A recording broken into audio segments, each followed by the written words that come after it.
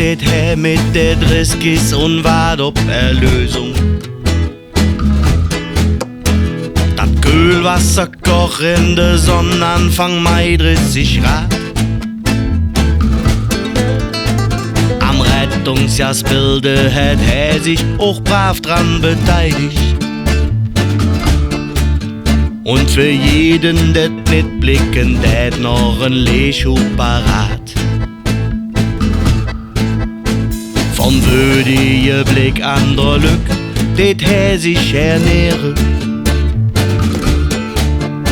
Aber Ordnung muss in det mal leid, seit er sich jede Nacht.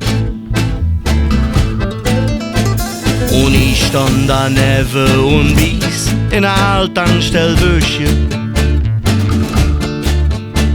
Der Monster drückt mir ob de Knie und ich frag mich leis, was ist passiert, dass man so ein Arschloch weht?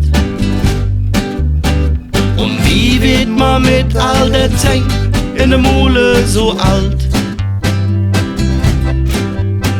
Und Bete und Fluche, das bringt nix, drum blieb ich dabei. J hätt dann, wenn man ganz dringend braucht, meistens frei. Hockt ächtlich am Finster und lurt, wer wann wo besögt.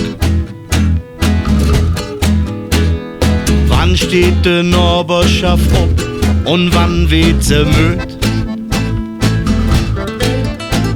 Dat Klein von der Schmidt spielt dat wieder mit Kippe und Für.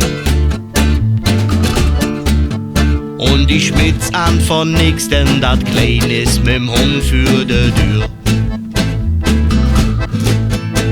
Da drüber die Kiss im Halteverbot notiert. Die Pens han dat Baustellverboteschild ignoriert. Was ist passiert, dat man so ein Arschloch weht?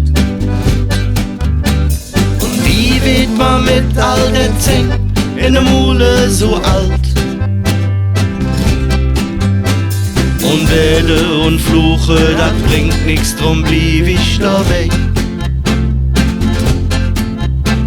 Der Herr J hätt dann, wenn man ganz dringend braucht, meistens frei.